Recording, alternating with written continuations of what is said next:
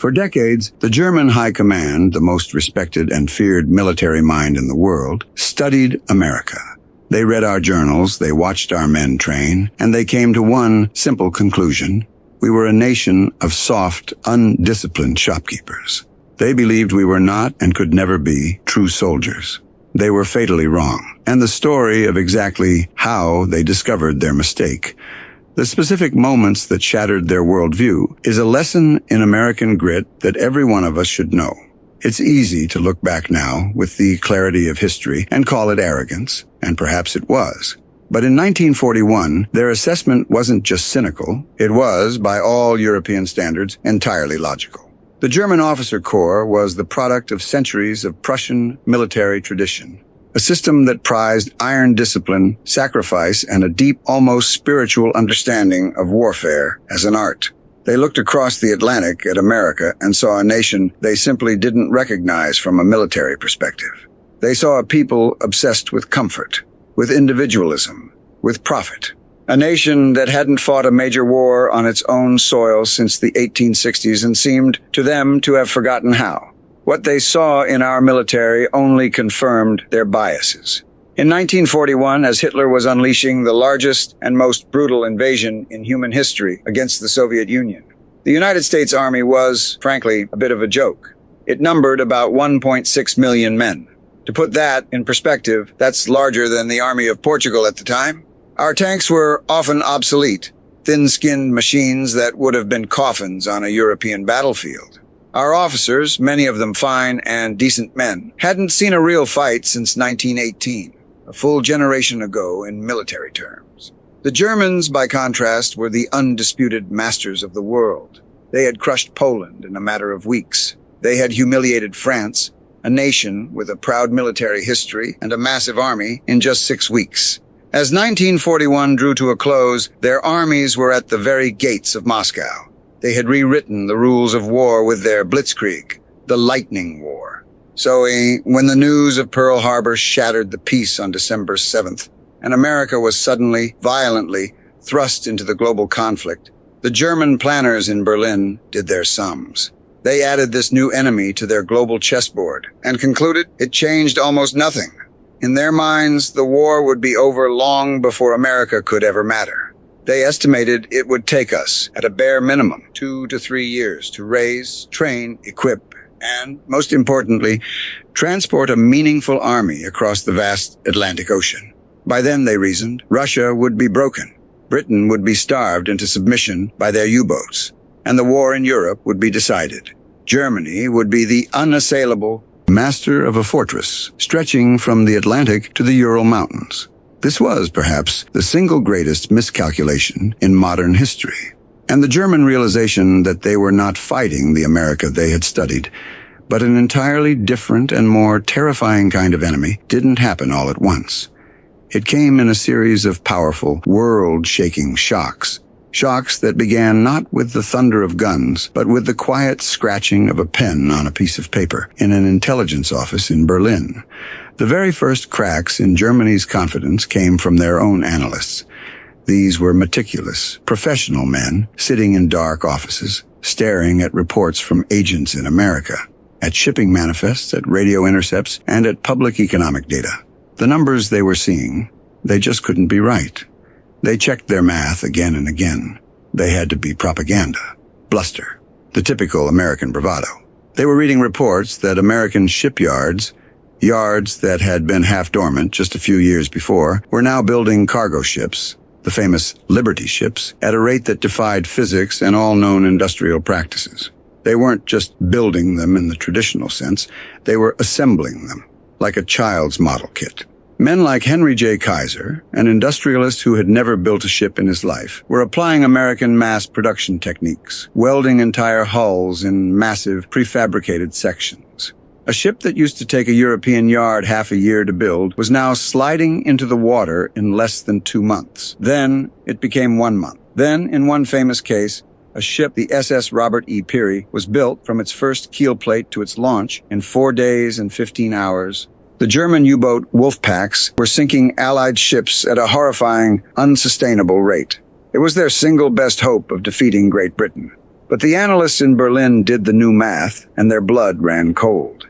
America was already launching ships faster than the entire German U-boat fleet. At the height of its success, could possibly sink them. The vital lifeline to Britain wasn't just holding, it was getting stronger every single day. If that wasn't enough to cause concern, the reports from the skies were even worse. American aircraft factories, places like Ford's massive Willow Run plant in Michigan, a single factory a mile long, were churning out heavy bombers as if they were Ford Model Ts.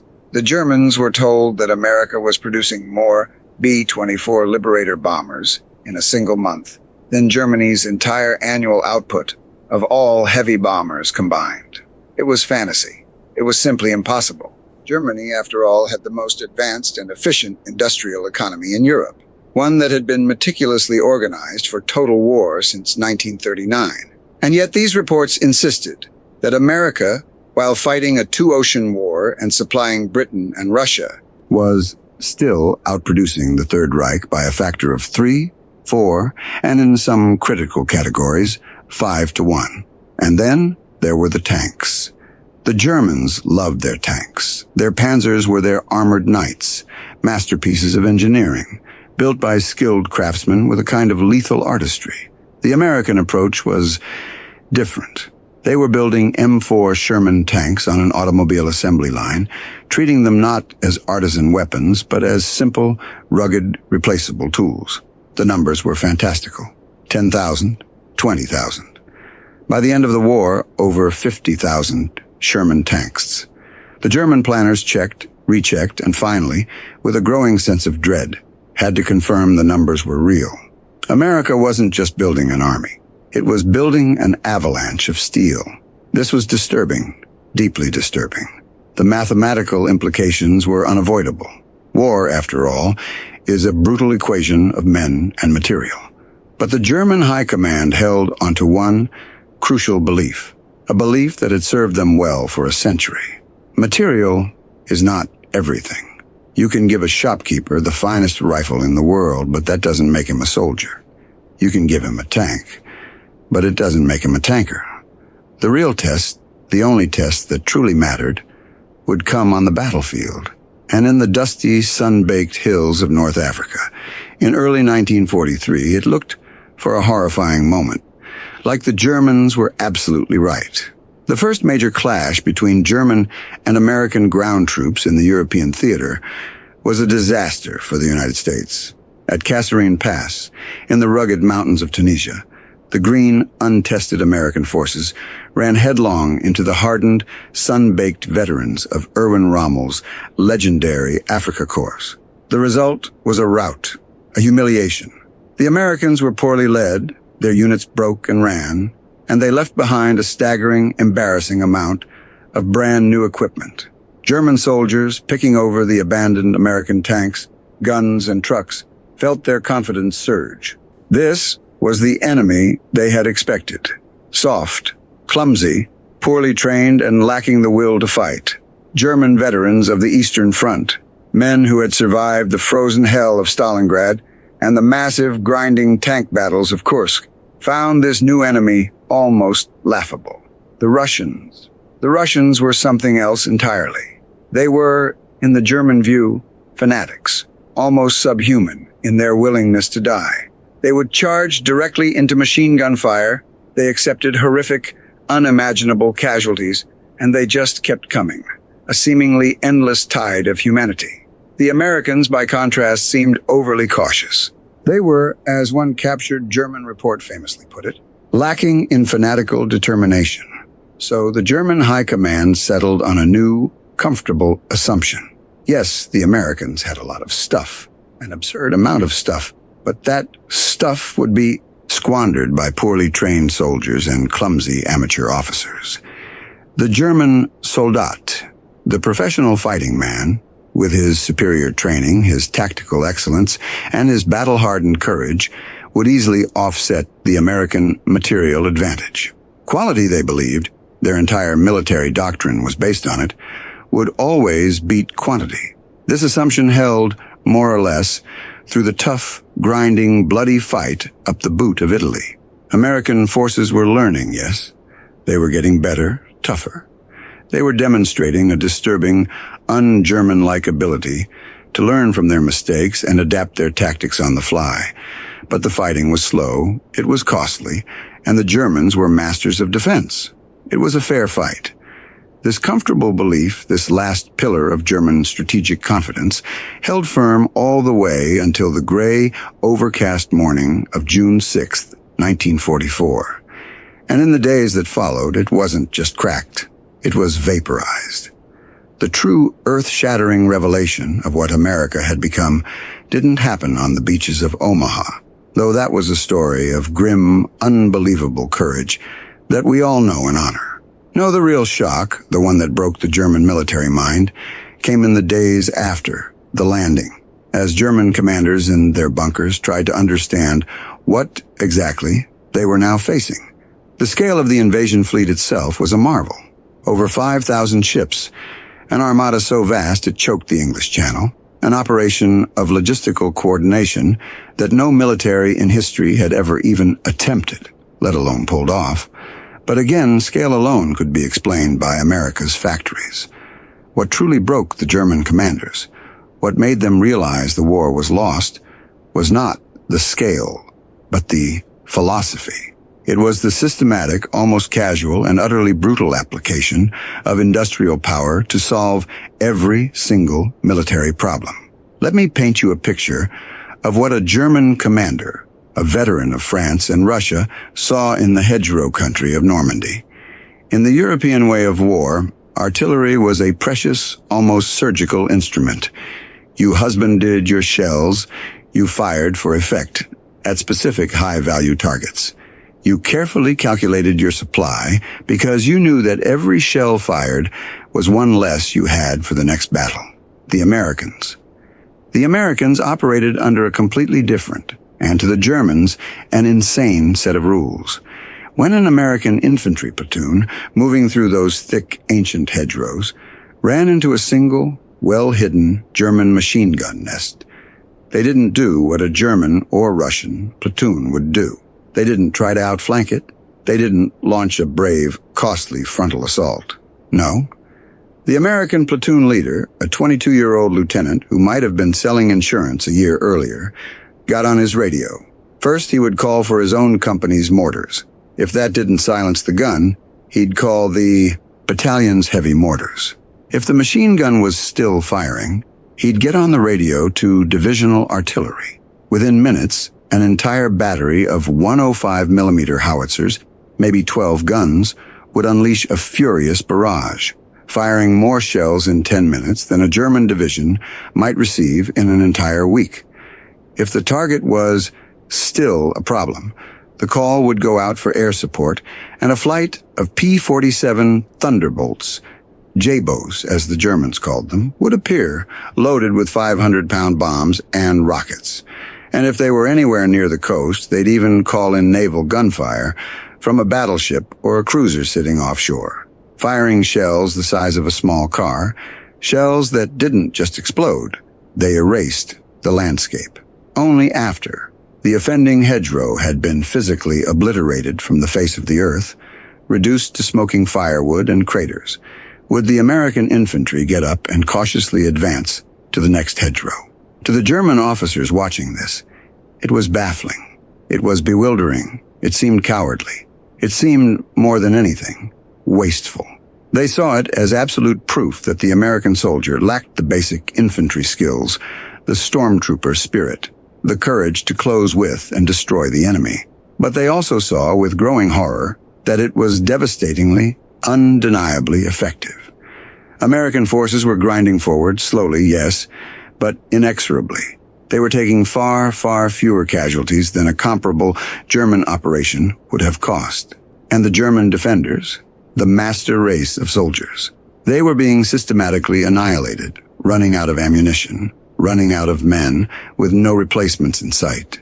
This was the core, fundamental difference. German logistics, a system honed to perfection by the Prussian General Staff, was based on sufficiency. You calculated the minimum supplies needed for an operation and delivered them with maximum efficiency. Waste was the ultimate sin. American logistics, by contrast, was built on abundance and redundancy. The American quartermaster's goal was not to prevent waste.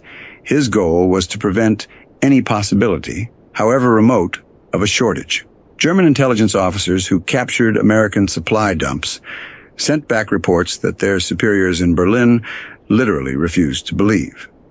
They thought the officers had gone mad. They described literal mountains of ammunition crates, oceans of fuel barrels, acres of spare parts, tires, engines, crates of food, uniforms, chocolate, and cigarettes, all just sitting there, often uncovered in the rain.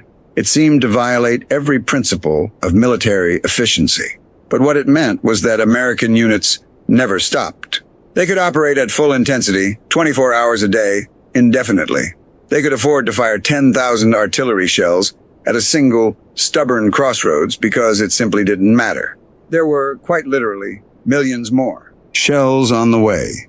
If you've ever found this kind of deep dive history as fascinating as we do, this is the kind of story we tell every single week. Many viewers tell us they enjoy having these videos on while they work or relax. Taking just a second to subscribe doesn't just help us. It ensures you won't miss that next story. We would be truly honored to have you as part of our community. But even the staggering shock of American firepower paled in comparison to another, even more profound difference. A difference that spoke to the very heart of the 20th century, and a truth that the Germans learned far too late. That difference was mechanization. The German army of 1944, the mighty Wehrmacht, the very pioneers of the Lightning War, still moved mostly on foot. It's one of the great illusions of history, one that old newsreels helped create. We see the footage of the panzer divisions, the tanks, and the half-tracks, and we assume the whole army was like that. The truth is, the vast majority of the German army was a 19th century force. Their supplies, their artillery, their food, all of it was pulled by horses. Hundreds of thousands of horses. Only their elite divisions, the Panzer and Panzer Grenadier units, were fully motorized.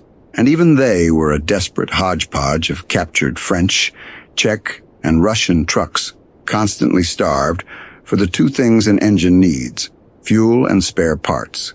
In all of France, the German army in the West could scrape together perhaps 2,000 operational tanks, and each one was a precious, almost irreplaceable asset. Now consider the American army that landed in Normandy.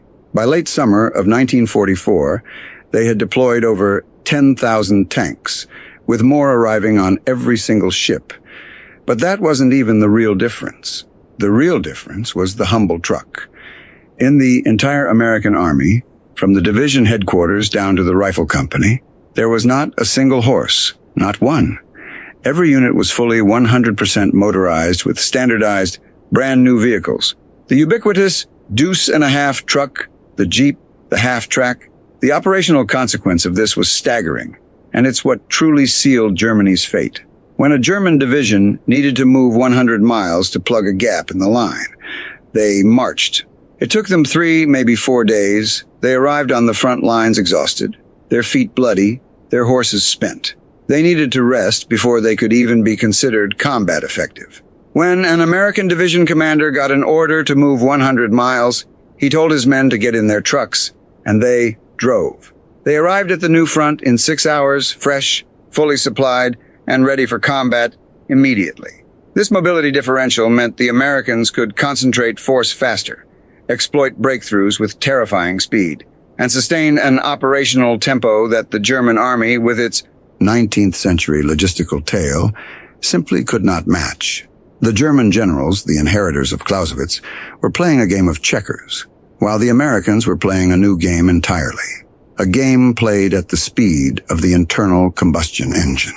The moment this all came to a head, the day the German generals truly understood the game was over, was during Operation Cobra in late July 1944.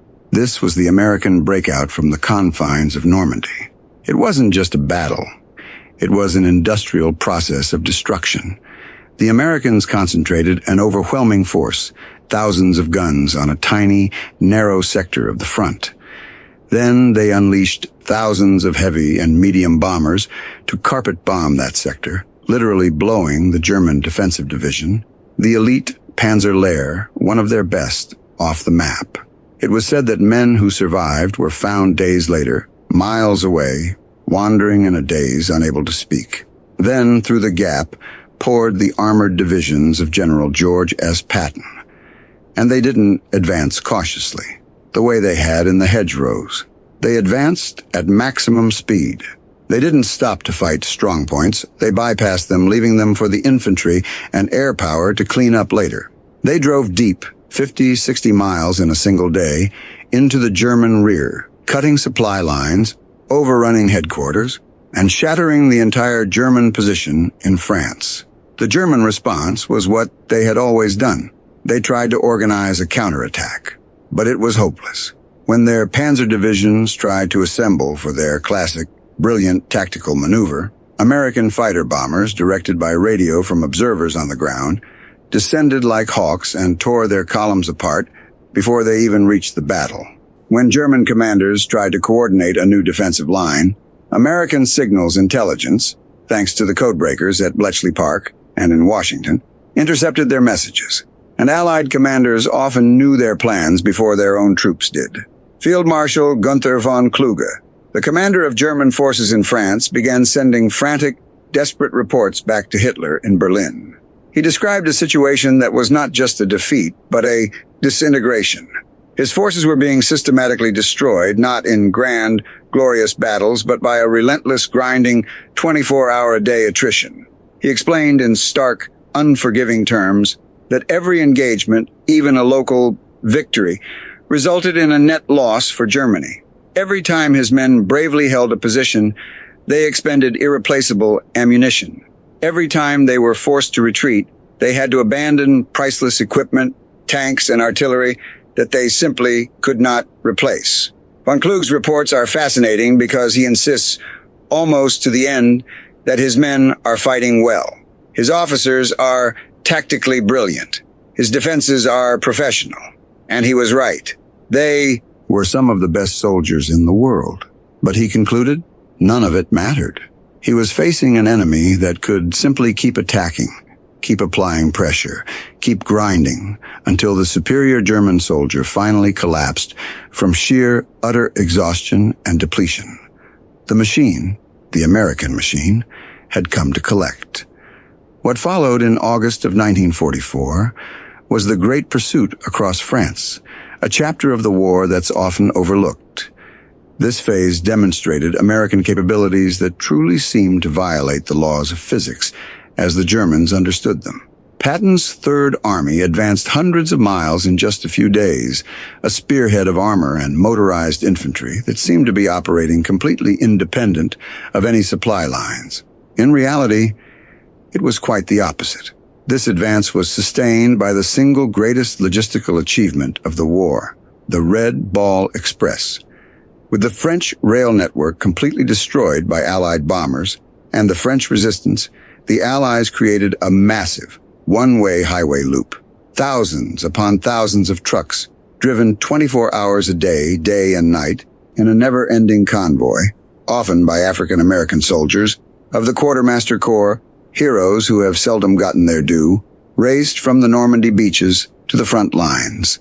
They delivered thousands of tons of fuel, ammunition, and food every single day, allowing the advance to continue at a pace the Germans, with their horse-drawn wagons, could not even comprehend, let alone match.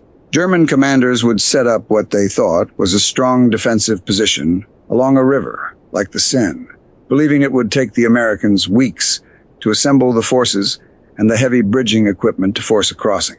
They would wake up the next morning to find that American combat engineers, working under fire, had already thrown a pontoon bridge across the river overnight, and that an entire American armored division was already in their rear, cutting them off. The speed, the scale, the relentless 24-hour nature of American operations.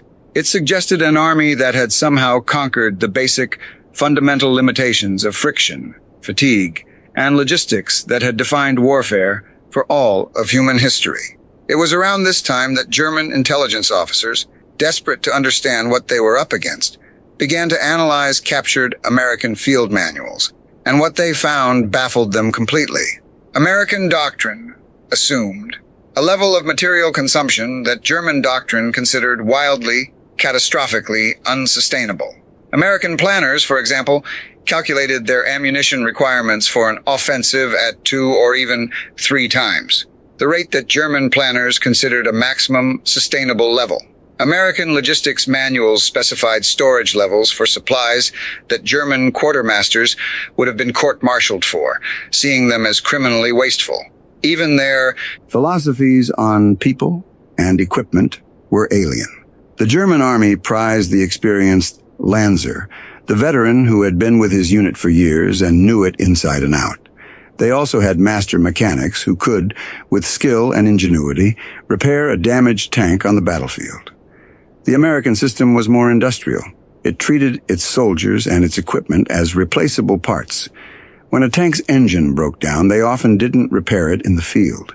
They pulled the whole engine out, dropped a new one in, and sent the broken one back to a massive depot to be rebuilt. They rotated combat veterans back to the United States to train new recruits and fed fresh individual replacements into frontline units. This often broke up the small unit cohesion that German commanders prized, but it also meant that American units were always being replenished. They never stayed depleted for long.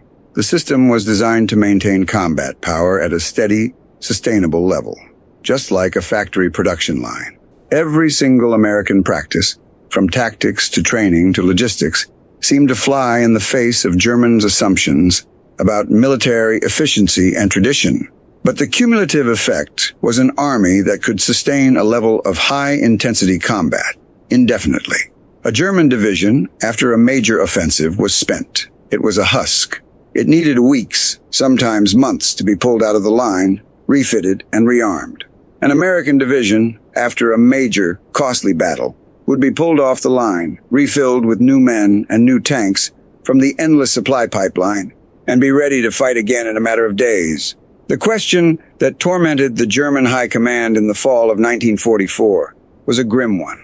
Were they facing a temporary advantage that German skill and fighting spirit could eventually overcome? Or was this a fundamental disparity, a difference in the very nature of the two nations that made defeat absolutely inevitable, regardless of what their soldiers did on the field? Field Marshal Gerd von Rundstedt, one of Germany's most respected and experienced officers, was recalled from retirement to command in the West. He was an old-school Prussian aristocrat. He looked at the maps, he read the reports from the front, and he concluded, with the cold pessimism of his class, that the latter was true. He assessed that American material superiority was so total, so overwhelming, that German tactical brilliance was now irrelevant. It could win local skirmishes. It could delay the Americans for a day or a week, but it could not affect the operational outcome. Every German victory, he noted, cost them irreplaceable men and panzers. Every American defeat was just a temporary setback, a line item in their budget, erased within weeks by their massive replacement system. The math, he concluded, was inexorable. The German army was being ground down to nothing, while the American army just kept getting stronger. There was one last desperate attempt to prove that old-world military genius and fighting spirit could still defeat New World industrial might. The Ardennes Offensive, what we know as the Battle of the Bulge, in December 1944. It was Hitler's last great gamble. He secretly and brilliantly assembled Germany's last operational reserves, gambling everything on a single, massive punch. The plan was classic German operational art. Attack during a massive snowstorm that would ground the all-powerful Allied air forces, achieve total surprise, and use their concentrated heavy armor to split the American and British lines. Their goal was to drive for the port of Antwerp, cutting off the Allied armies in the north and forcing a negotiated peace. And at first, it worked. The shock was total. The attack ripped a massive bulge in the American lines, surrounding entire units and capturing thousands of prisoners. For a few frantic, freezing days, it looked like the German army of 1940 was back. But then, the American difference showed itself again, and in a way that sealed Germany's fate for good. The German plan assumed the Americans would react like the French in 1940, that they would panic, that their lines would collapse, that their command structure would freeze, unsure of what to do. They were wrong. The surrounded American units, most famously the 101st Airborne, at the vital crossroads town of Bastogne, were told to surrender. Their commander's reply became an American legend. Nuts. They just held on. Cut off, outnumbered, freezing in foxholes with limited ammunition, they simply refused to break. And then the American logistical and mechanical beast roared to life. In a move that German planners had simply not believed possible, the Americans redirected entire armies to converge on the threatened sector. General Patton's Third Army, which was 90 miles to the south and preparing for its own offensive in a different direction, was ordered to turn 90 degrees and attack north to relieve Bastogne. His staff said it was impossible, that it would take at least a week to replan the logistics and move the troops. Patton famously told them they had 48 hours.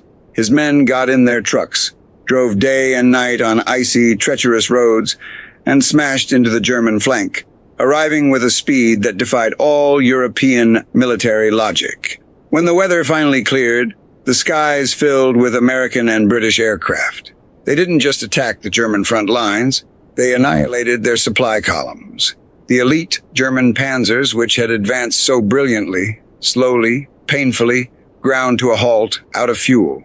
The offensive, which had cost Germany its last reserves of men, armor, and fuel, achieved nothing. And here, in the failure of the Bulge, was the final, brutal lesson for the German High Command. When Germany lost those elite panzer divisions in the Ardennes, they were gone, forever. The factories were bombed to rubble. The fuel was gone. The experienced crews were dead or captured. The replacements simply did not exist.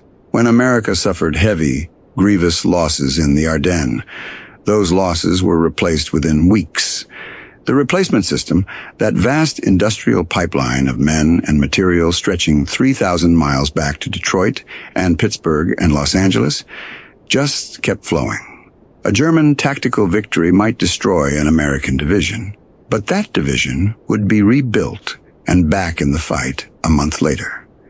An American tactical victory destroyed a German division, and that division was erased from the map permanently. It was a war of attrition, and that is a war you cannot win against an opponent who has, for all practical purposes, unlimited resources and the will to use them. In the aftermath, captured German soldiers and their letters home revealed a strange, bitter respect for their new enemy. They still believed, often to the very end, that they were the better soldiers, man for man. Their after-action reports, which we can read today, are filled with frustration. They complain bitterly about facing an enemy who refused to fight fair, an enemy that would call down a hurricane of steel and high explosives to deal with a single machine gun. They hated that the Americans seemed to have unlimited ammunition, that they ate hot meals on the front lines, and that they replaced their casualties and losses overnight. German veterans of the Eastern Front, when transferred west, made a very telling comparison.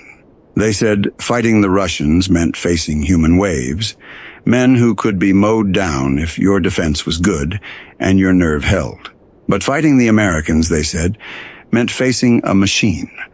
It meant facing a tide of firepower that would, given enough time, always reduce your position to rubble. And the Americans, it seemed, had all the time and all the ammunition in the world. What impressed and terrified the German professional officers the most was the systematics nature of it all. The Americans approached war like an industrial problem, one to be solved with efficiency and overwhelming force. They didn't rely on centuries of martial tradition.